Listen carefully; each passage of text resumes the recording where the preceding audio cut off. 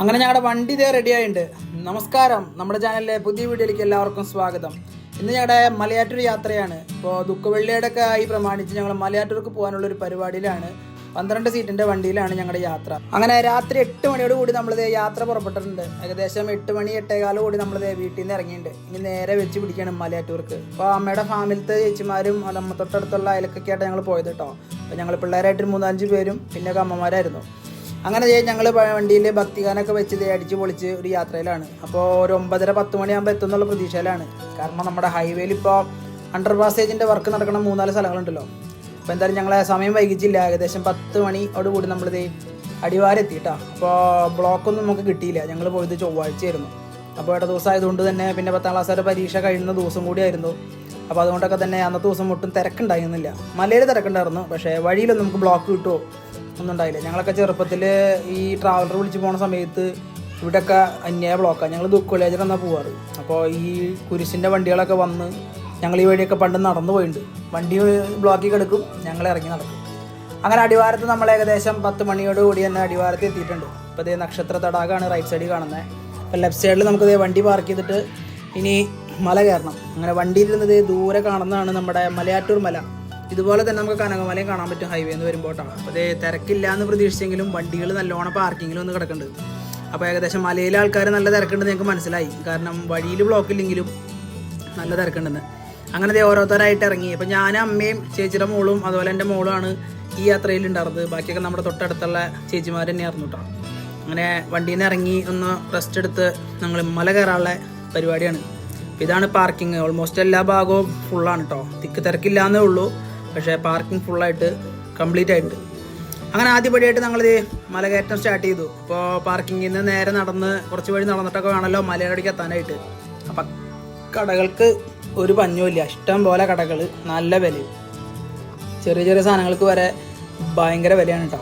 അപ്പോൾ ഇപ്രാവശ്യം പുതിയൊരു ഫ്ലെക്സും കാറിലൊക്കെ വെച്ചിട്ടുണ്ട്. പൊന്നുംകുരിശ് മുത്തപ്പൻ്റെ ഒരു ബാനറൊക്കെ വെച്ചിട്ടുണ്ട്.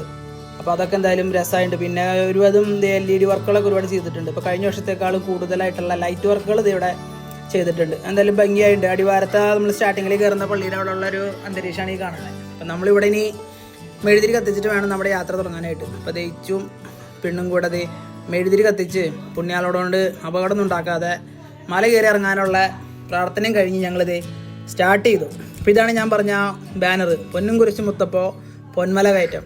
അത് ഇക്കുറി വെച്ചതാണ് എന്നാണ് എൻ്റെ അറിവ്. കഴിഞ്ഞ വർഷം ഉണ്ടോയെന്ന് എനിക്ക് അറിയില്ല, ഉണ്ടെങ്കിൽ എല്ലാവരും കമൻറ്റ് ചെയ്യാം. അങ്ങനെ ഞങ്ങൾ മലകയറ്റം സ്റ്റാർട്ട് ചെയ്തു. അങ്ങനെ മലകയറ്റം സ്റ്റാർട്ട് ചെയ്തപ്പോൾ തന്നെ ഞങ്ങൾക്ക് മനസ്സിലായി ഓരോ വർഷം ചെല്ലുന്തോറും മലയുടെ കാഠിന്യം കൂടി വരികയാണോ അതോ പ്രായം കൂടി വരുന്നതുകൊണ്ടാണോ എന്ന് ഒരു പിടുത്തമില്ല കേട്ടോ. അപ്പോൾ കഴിഞ്ഞ പോലെ ഓടിക്കയറിയതാണ്, പ്രാവശ്യം നടന്നാണ് കയറുന്നത്. അപ്പോൾ എന്താണെന്ന് അറിയില്ല.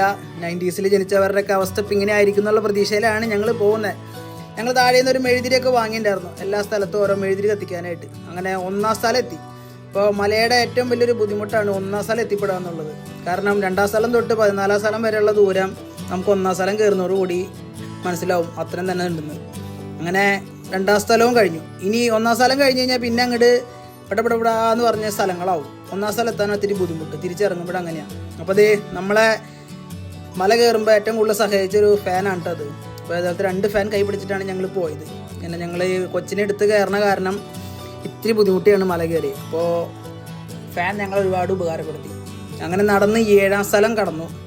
7ാം സ്ഥലം കഴിഞ്ഞപ്പോഴേക്കും ഏകദേശം വേർത്ത് കുളിച്ചിട്ടുണ്ട്. അപ്പോൾ ഇച്ചു ഒരു 9ാമത്തെ സ്ഥലം തൊട്ട് തന്നെ നടന്ന് കയറിയിട്ടാവും.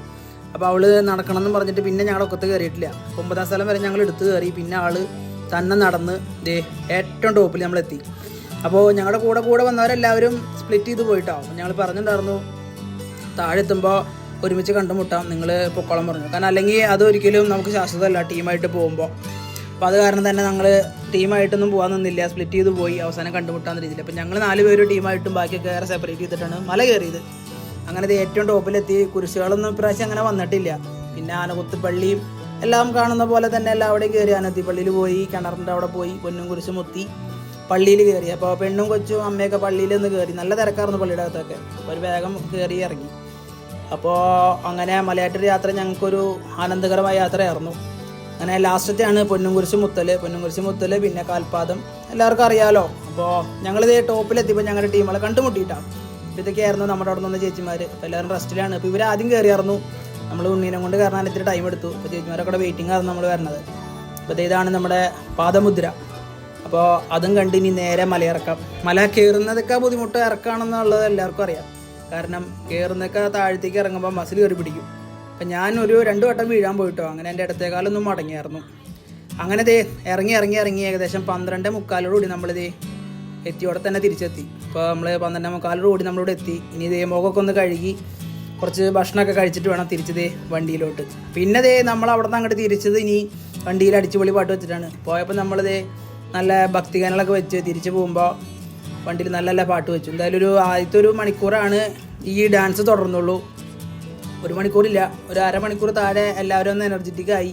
പിന്നീട് എല്ലാവരും ഉറക്കം വന്നു തുടങ്ങി. അങ്ങനെ സമയം 2 മണിയോട് കൂടി നമ്മുടെ വണ്ടി സൈലൻറ്റിലേക്ക് പോയി. അപ്പം ഞാൻ പാട്ടിൻ്റെ ട്യൂണുകളൊക്കെ മാറ്റി. അടിച്ചുപൊളി പാട്ടിൽ നിന്നും നമ്മൾ ഉറങ്ങുന്നവർക്കൊരു ആനന്ദകരമാക്കാനായിട്ട് തേരിറങ്ങിയ മുകളിലെ പാട്ടൊക്കെ ഇട്ടിട്ടാണ് ഞങ്ങൾ തിരിച്ചു പോകുന്നത്. അപ്പോൾ എല്ലാവരും നല്ലോണം ടയേർഡായിട്ടുണ്ട്. ഇനി എല്ലാവർക്കും നാളെ ജോലിക്ക് പോകണം. അതാണ് ഏറ്റവും വലിയ ടാസ്ക്. അങ്ങനെ 3 മണിയോട് കൂടി നമ്മളിത് വീണ്ടും നമ്മുടെ വീടിൻ്റെ അവിടെ എത്തി. അപ്പോൾ എല്ലാവരും ഉറക്കത്തിലാണ്. പെണ്ണൊക്കെ ഉറങ്ങിയിട്ടുണ്ട്.